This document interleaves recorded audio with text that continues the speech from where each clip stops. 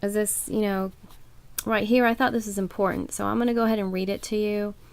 It's character assassination. Targets usually experience character assassination, which is done to destroy their personal and professional life. Half-truths and lies are often strategically spread into their lives and may be the basis of bogus investigations. The rumors circulated about people are apparently not petty, but shocking and repulsive.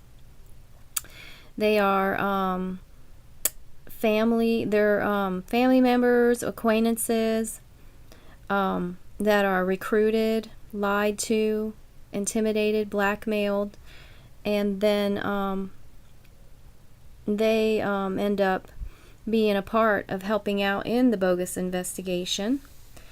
But I think that they are thinking that the things that are said about the person is true, and therefore it seems like things are shown to them from it's the people that see the things about the person, about the target. They think it's true, the thing that's being spread about them is true, and they're just watching from afar and observing and thinking that what's being said to them as reports is what's going on with them. But the things that are being reported are usually rumors spread about a person being a pedophile, a prostitute, terrorist, racist, anti-government, mentally ill, a drug addict, drug dealer, or a threat to national security. They are often spread by neighbors, friends, family, employers. A major effort is spent to separate a person from their friends and family. So, these rumor campaigns aid in recruitment. Deception is the name of the game. So, recruits are told untrue, sinister stories of their victims to keep them motivated. So they continually hear reports about the person, about the target, that will keep them, wanting to be interested in the case and say, okay, we want to keep updated about what's going on with the person. And so these rumors may be propagated by multiple people. It's always behind their back.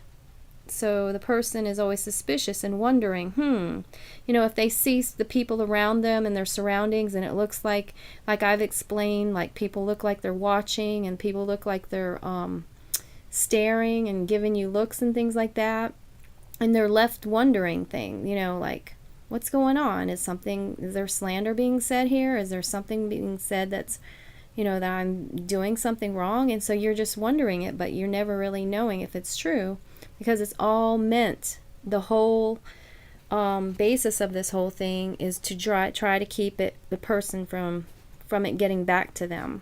It says here, apparently not letting a targeted person become aware of these rumors is essential to their effectiveness.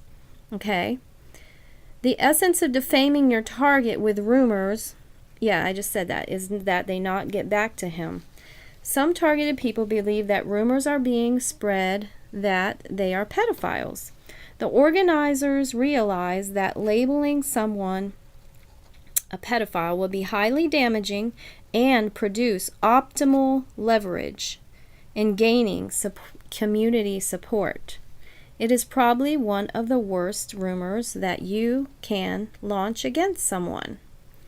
Okay, so just imagine someone being, imagine them just having the idea, say, hey, let's make this person look bad. And the way that we make it effective is going to be that we can't let it get back to them. It all has to look like something they're wondering and looking at and seeing. And it's like a paranoid assignment is the best way I can describe it. They're creating paranoia for you to only see. Like, if you're questioning and wondering what's going on. But if you go up to them and you say, hey, it seems like this is what's going on, and you explain it to the person, but they don't tell you, like, no, I'm not doing that, or no, that's not really what's going on, and they're not, that's all you're left with is them shaking their head no, that we don't know what you're talking about, it must be just the devil messing with your head. Then that's where you are. That's where you are with the whole thing. And it's been, if you go on with this for a long period of time and you just keep on thinking, okay, Lord, I keep seeing this situation, you're wondering, and it's all within you, where it's only something that you're seeing, and a warfare that's in your mind, and no one else around you can really understand it all. Well, that's why I say, the enemy, the devil, likes to play games with our minds and make things seem like they're real and true, but at times they can just appear like they're true. And at the same time, he can make it seem like it's true. I mean, like he could lie and deceive that way. Or he can have pawns out there, actual people that are doing this kind of stuff. But to know really which one it is, we don't have the answer to that. Only God really knows that. And of course the people that may be doing this. So that's why I don't try to pinpoint exactly what it is for me. I just say it could be either of those that I just mentioned.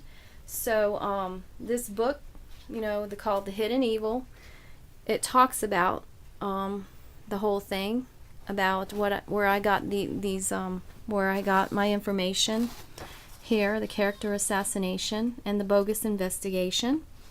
With me, I've already explained, I think I'm being accused of being a pedophile. And like it says, that would cause a lot of people to sit up and take notice and want to pay attention and try to watch out for me and keep them alert and want them to hear more reports. Hey, is she still continuing on with this behavior?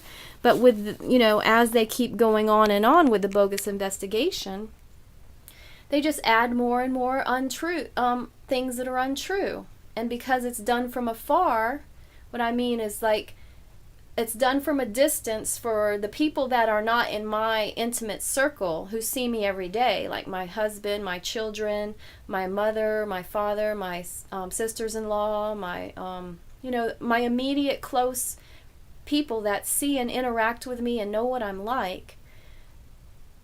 It's done so that those people that only can see me from a distance and don't know me very well, they are the ones that are told things. They're the ones that are getting the reports. It's not anybody in my intimate close circle, my closest friends.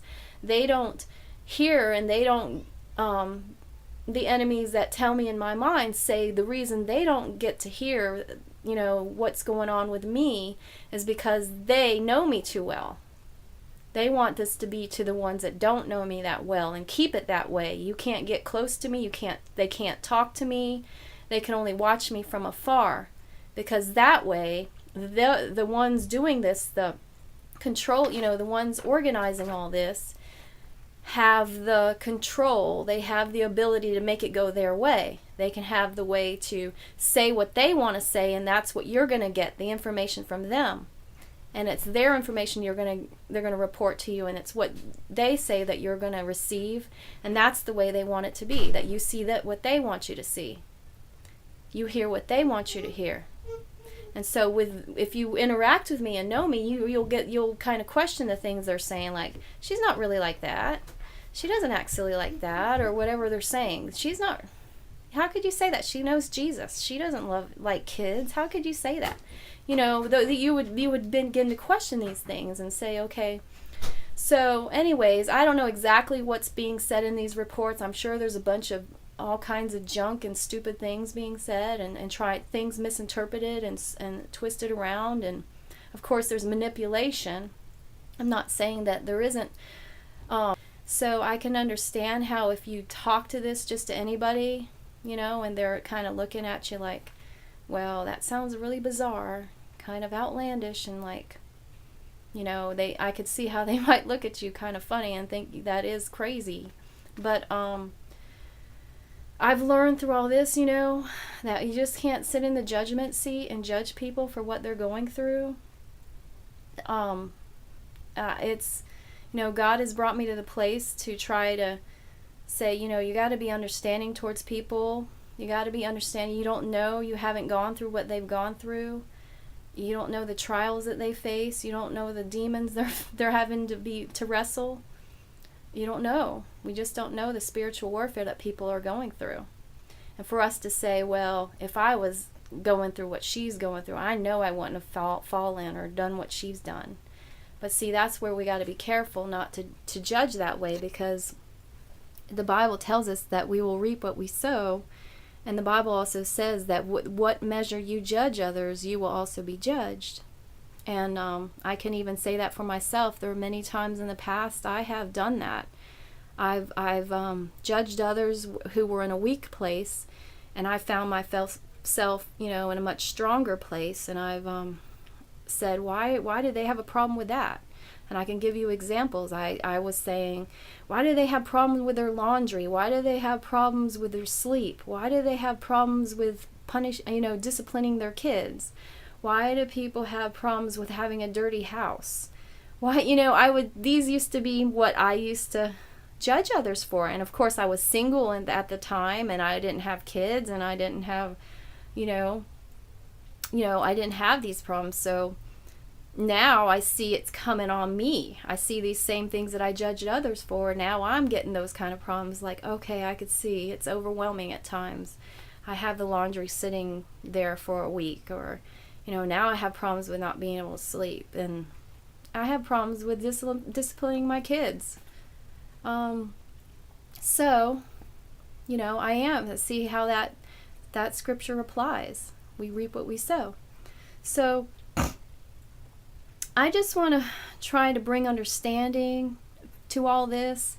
That's been my prayer through all this, is that even though it seems really weird what's going on with me, and I would like others to just try to be more understanding, and just,